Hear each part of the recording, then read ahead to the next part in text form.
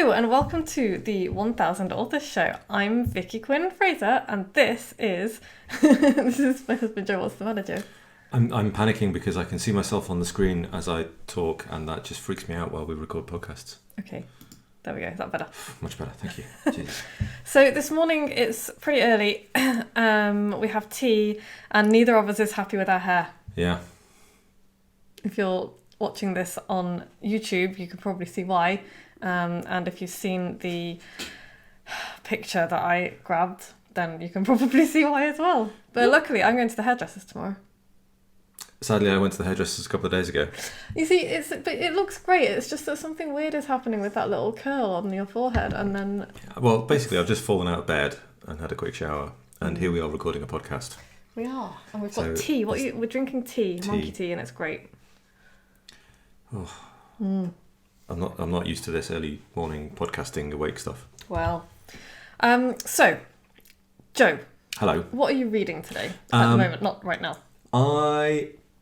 At the moment, I'm reading things off a Kindle, and on that Kindle, Vicky's Kindle, and on that Kindle, I found A Wizard of Earthsea by Ursula K. Le Guin. It's great. Which I think I've read before. All kind of feels familiar. It's kind of big world. Yeah, high fantasy wizards and young person discovers his special kind of stuff. Oh, that's cool. Which is it's quite nice. I like her sort of K. Le Guin. Yeah, she writes a slightly more cerebral book than most high fantasy people. Like David Eddings or someone. I like David Eddings too. It's cool. Yeah. But yes, and I am reading. Thank you for asking. What are you reading, Vicky? I'm reading, as always, I'm reading 2 books. Okay. One fiction, one non-fiction. My fiction book that I'm reading is the final revival of Opal and Nev, which I heard about on a podcast on Layla Saad's Good Ancestor podcast. And she was interviewing Dawnie Walton, who is the author, and it just sounded great.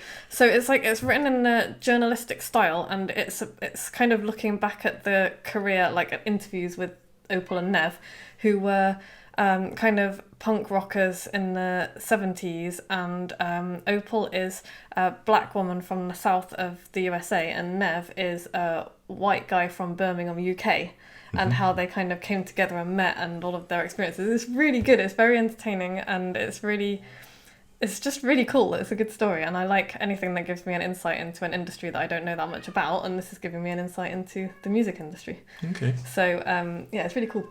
Question is, what are we going to do about the distraught cat that is trapped outside the door? You probably should let her in. Can you hear that, pod fans? Better let her in. We'll be right back.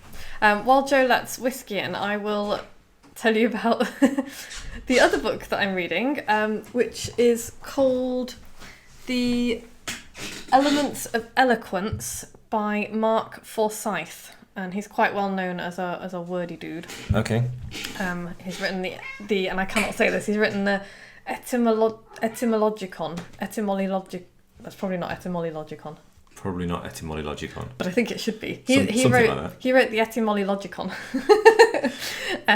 And so he is all about language and words and all the rest of it. And this particular book, I've only just started it, but it's broken down into the figures of rhetoric, which is all about turns of phrase and how to write better, basically, how to write a more engaging phrase. And he's talking a lot about Shakespeare and Dickens and how Shakespeare stole everything but then made it better. He didn't just steal stuff, he made it better. Okay. So first, I'm only on chapter 1 at the moment, because I've literally started it yesterday, and chapter 1 is alliteration. And we all love a little alliteration. We do. For some reason, our brains like the... Is it flick the same switch as music? Probably does, actually. Yeah, it probably is to do with music and beat and tempo and that kind of thing. Fiddles with the same brain bean. The same brain bean. Fiddling with your brain beans. You know what? That needs to be the title of a book. I need to write this shit down, because as soon as we finish recording, I'm going to forget everything. So, hang on. I'm literally going to write it down in my notebook. Fiddling. Joe, talk. So, yesterday we made a bench. What's going on at the Dingle? Yeah. What is going on at the Dingle? We made a bench to go with our massive outdoor table yesterday. Yeah, carry on. I'm drinking my tea. It's nice.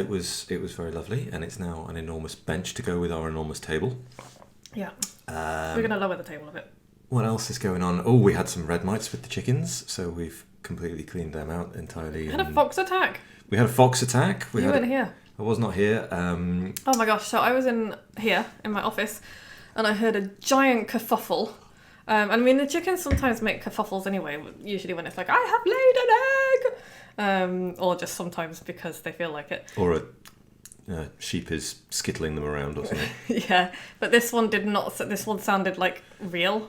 So I kind of, if you can imagine the Chariots of Fire music playing, and me kind of sprinting whilst putting on shoes, and I got there to find like all of the chickens making themselves super tall and screaming, and the sheep just standing there like, and then a massive pile of feathers. Yikes. And I was just like, no. And then you counted the chickens.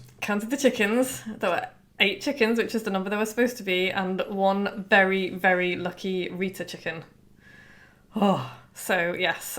She's so lost a few tail feathers, but she's all right. She's all right. Yeah, she had a bit of a droopy wing for a few days, but yeah, she is a very lucky chicken. So and there's been a few people in the village lost chickens this week, so they have been mostly locked away this week, which they haven't been terribly happy about, but it's better than being eaten. They did come out yesterday, and we also had last week. He went away on Saturday, went home on Saturday. Scooter the guinea pig was a house guest, and he was adorable. Yeah. And I spent the week being very anxious after that fox attack because he was spending time outside in his run, and I was just like every 5 minutes I was like, are you okay? Because Scooter was pretty much a good meal for a fox. Sitting duck. Yeah, the cats paid no attention to him. Okay, good timing. Thanks. So yeah, my tea's really good. I can't be interrupted with my tea. Okay. I love my tea. Okay, so I thought this week I would abandon my podcast plan yet again. Clearly I don't want to talk about the thing that I've planned, so I'm not gonna. But I thought this week we would talk about, because it occurred to me that if you've never written a book before, and even if you have written a book before, but definitely if you've never written a book before, you probably don't know what kind of professionals that can help you can do. Mm-hmm. And so today I wanted to talk about developmental or structural edits. Okay. Which is a service that, well, it's a service that I provide. It's a service that lots of other people provide. But it's probably, and I wanted to talk about it because it's probably the most important part of, after you've actually like got the words down on paper, it's probably the most important part of your entire book. And there's a few ways you can do it. You can bring in somebody like me, and I've actually done 3 of these this summer. So it's obviously been a bit of a flurry of people writing books, which is really cool. Maybe feeling a bit more optimistic about the world, which is nice. So yeah, you can get a professional in. You can get people to help you in terms of beta readers, which is what I normally do. That's what I did with my last book. Or you can do it yourself. And there is nothing wrong with doing it yourself at all. I think it's more difficult to do it yourself, which is why I always get help of some kind. Sure. Because you're kind of in it and you can't see the bigger picture. And that is exactly what developmental editing is really looking at the bigger picture. So do you know what developmental editing is?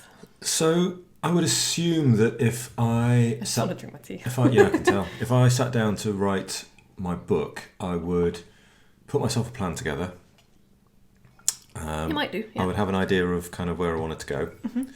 Then I would sit down for a couple of months and just spam words onto paper.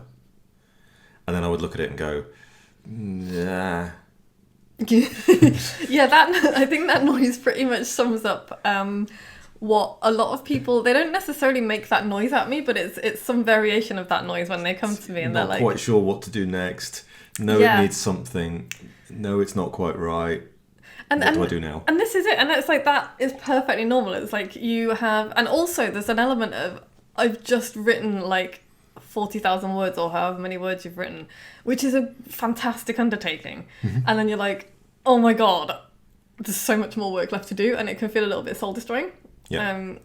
Which is why I definitely, if you're going to do it yourself, walk away from your first draft for a couple of weeks. And there's like unclear work needs doing as well, isn't it? If without advice, it's just you know you need to do some stuff. Yeah, it's like I have literally just emptied my brain and maybe done a little bit of editing as I went along, because some people do that. But either way, even if you've done some editing as you've gone along, it's still going to need looking at, because there is nobody ever writes a fully formed book. There is just no such thing. So yeah, and there is an element of people sort of being like, I don't know where to start, I don't know what to do, and I don't even know how to start, really. So I just wanted to kind of run through what developmental / structural editing is, give people an idea of how they can get started themselves, what they might want to look for if they're using beta readers, and how a developmental editor like me would work with their manuscript. So first of all, what is developmental editing? It is a high level structural review of what you've got. It's all about what you're saying, and getting the message across, and it can be extremely, extremely useful for the author. They can help you figure out what your topic is, what your big idea is, make sure that your big idea is clear, because one of the things that often happens is you've got this big idea and then you wander off in other directions. So it's like wander off the path, and they can make sure that the outline and plan you've got is really tight. Or maybe the whole structure will need straightening out as well. And I usually come into the picture with my clients when the writer has finished their rough draft. So it might be the end of the really rough first draft, or it might be they might have gone through and done a little bit of editing and polishing and tidying and stuff like that. I don't usually come in. I can help people come up with a good outline, and that's a separate service I offer. But for this, I normally come in after at least the first draft is done. And here is how I work and what I do with my structural reviews. Excuse me. So I will have my clients send me their manuscript in PDF format with the table of contents. Need a table of contents. That's very useful for me. If it doesn't come with one, I send it back and say, please can you send us a table of contents of some kind. I also send out a detailed questionnaire, asking them all about why they're writing the book, all of that kind of stuff, who they're writing it for, and all the rest of it. Because the final form of the book is dependent on what they're trying to achieve with the book. Exactly, yeah. And I will also have had a face-to-face or a Zoom conversation or whatever as well. And so sometimes it seems like I'm getting people to repeat what they've already told me in the questionnaire, but I get them to do it anyway, because writing stuff down is different from speaking it out loud, and it makes you think about it a little bit more. So I get people to do a questionnaire as well. And then I will read the manuscript. I'll just read it all the way through, and I'll scribble some notes and all the rest of it. But then I will go through it again with the view of actually writing all over it. And I will identify holes or gaps in the content. So, for example, I've been working with somebody over the last week or so, and they have, it's great, it's going to be a great book. There are a couple of stories where they've just referred to it in passing, and I've been like, this is a really big deal, because I can tell it's a really big deal, but then there's no more details about it. The story kind of isn't there. So that's what I mean when it's identify holes or gaps in the content. It's okay, well, that story needs telling. Or don't mention it at all. Or it might be that there is a hole in the argument. If you're writing more of a thought piece, it might be that you've got this thought process, but then there's a gap missing, like a research gap or something. What about that? Yeah, exactly. So that's the first thing that I will be looking for. I will also be looking at the structure and the flow of the book as well. So does it actually flow? How does it actually need to fit together? Does it make sense? Quite often people will start their writing in chronological order, which is a really sensible way to start, but that might not be the best way for the book to be, because it might not be the most impactful way to write it. And sometimes it's higgledy-piggledy that it needs to be chronological, so that you can understand what's going on. I'll also check for consistency in ideas and tone, which is really important. So have you contradicted yourself in chapter 5? Has the tone changed? Which is often a sign of you've done some research and then you've unconsciously kind of absorbed that style a little bit. Absorbed that style a little bit, yeah. And it's not deliberate plagiarism or anything like that, because we all do it, but this is why you need to go back and check. And it's like, how, why does this piece sound different from this piece? Sometimes it's like you're in a bad mood when you wrote a different piece, but it needs to be consistent. It's like that's not to say it needs to be one emotional level all the way through, but it needs to be the same voice all the way through. Sure. And I guess as well, as people grow and develop and get better at writing, if this is your first book, your first 10,000 words, it's not going to be as good. It's not going to be as good as the last 10,000 words. Yeah. That might be the biggest lump of what writing you've done in decades. Yeah, and that is a really good point. That is also a reason why, consistency of ideas and also your ideas will change as well, because people don't realize this, but you will change as you write your book. Like your opinions about what you're writing will probably change, because you will learn a lot about yourself and your subject as you are writing it, like no matter how expert you are. So that's also really interesting. So then you might start with your your hypothesis at the beginning of the book, and by the end of it, it might have shifted slightly, and that's fine. But you just need to be aware of that. Yeah, and you might need somebody else to spot that for you. Yeah, and you don't even need to change the beginning of it, but you do need to weave into the book how your ideas have changed, so that it's sure, so that it makes sense. So that it's consistent. Yeah. So. Okay, what else do? I make sure there are no grey areas, lack of clarity, that kind of thing, and that's usually a sign of you've had this idea and it's kind of like, I'm just going to write it down, and then you haven't had time to come back to it and gone into it in detail, or you're not sure. Maybe you need to go do a little bit more research. Yeah. That lack of clarity is usually a sign of... it can be a sign of lack of confidence. It can just be a sign of... you were in a rush, or you've just forgotten to do a little bit more on that piece. Yeah. I will also find the ideas and topics that you need to expand on. So I've already kind of touched on that a little bit. It's like, if you've mentioned a story, I think, who was it? Was it Hemingway who says? Probably wasn't Hemingway, somebody else who said, if there was a shotgun on the wall in the first scene, it had better have gone off by the third scene. Sure. So yeah, you're looking at, have you mentioned something that you've just dropped in and not come back to? Does it need to be there? Do you need to expand on it? And then in the second pass, because it's at least a 2-stage process for me, because it's not like I used to just do a high level review and send it back, and I've now changed what I do. So I do like a full developmental edit, and it comes back, and then we will look at it in a bit more detail once you've gone through. And once the author's gone and done what you've asked them to do. Yeah, the big structural changes and the big ideas, and made sure that it all makes sense.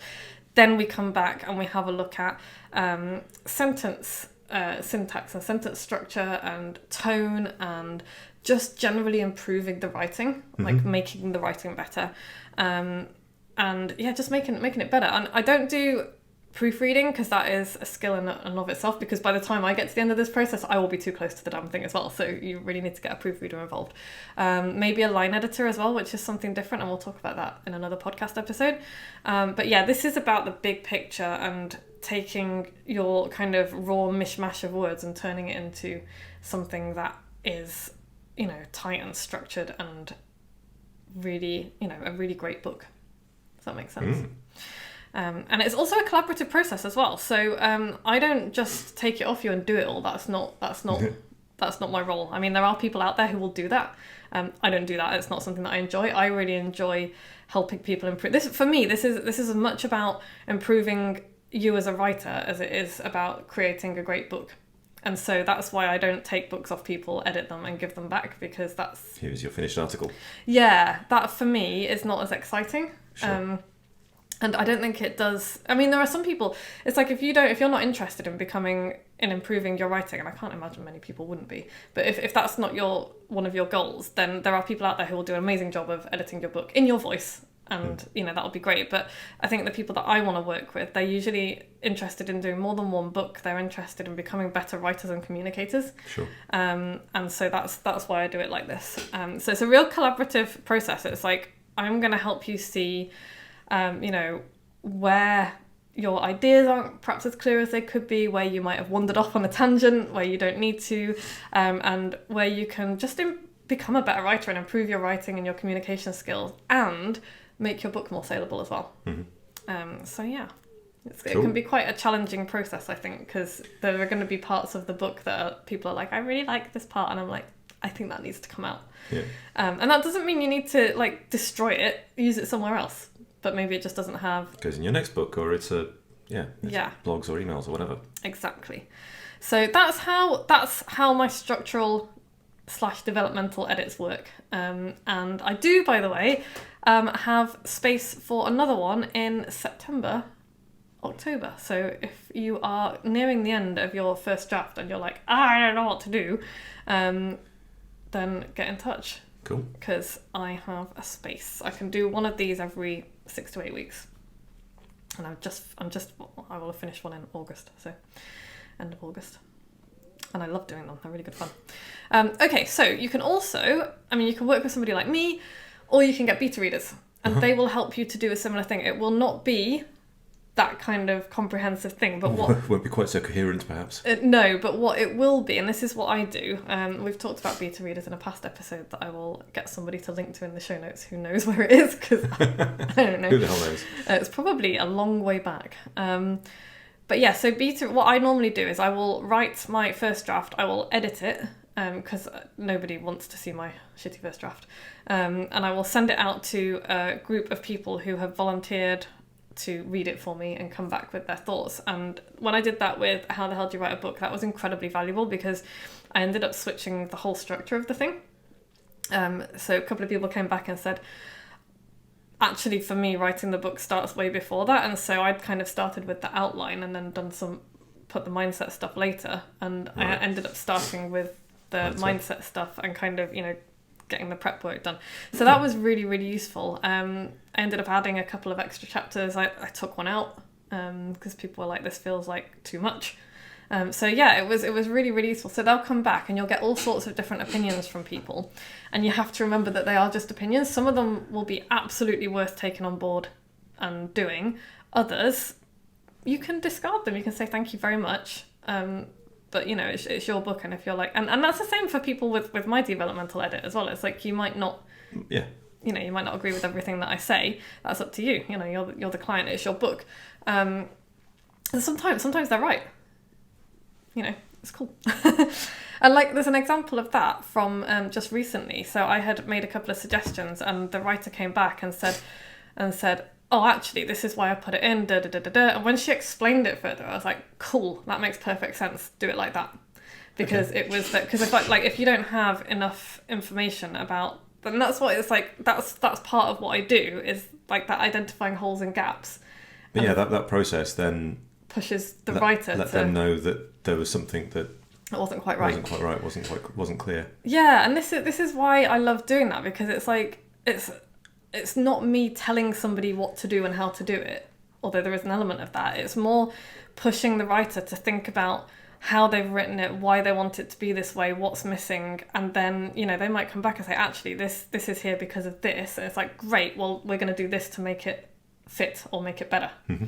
And so that's why I love doing these processes. But yeah, beta readers are really, really cool. They will help you as well. And if you have a very tiny budget or no budget, then beta readers are your way to go.